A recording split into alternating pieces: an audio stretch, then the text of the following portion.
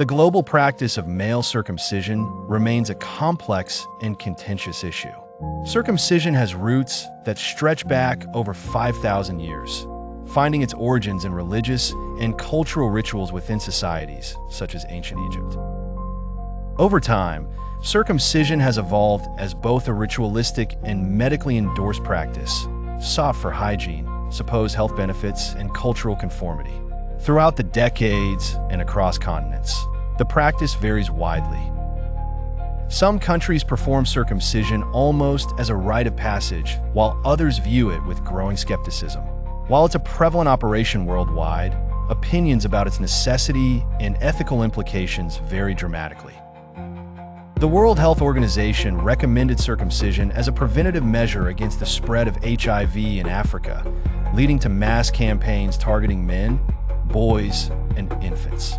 This recommendation remains highly controversial. Criticisms have emerged about the effectiveness of circumcision in preventing infections and its associated risks. The argument hinges on whether perceived health benefits are worth the physical and psychological costs involved.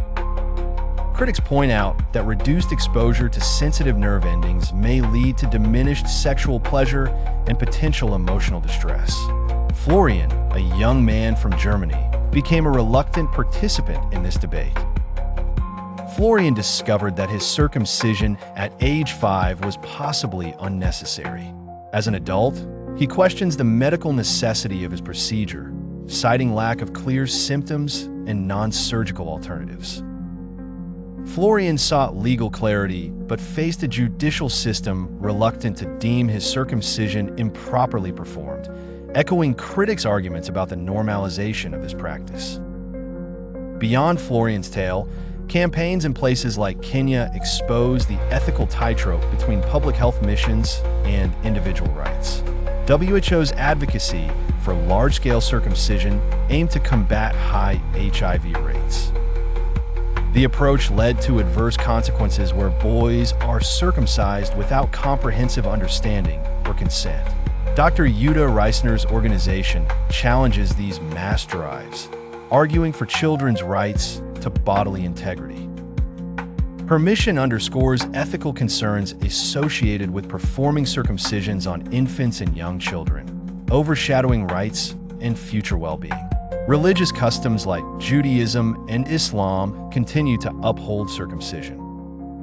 Progressive voices within these communities suggest alternatives to traditional practices. Groups like Brit Shalom propose rituals that preserve cultural identities without physical intervention.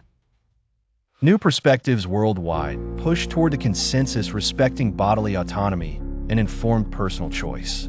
The arguments touch deeply on human rights and medical ethics, leaving a compelling, ongoing discussion.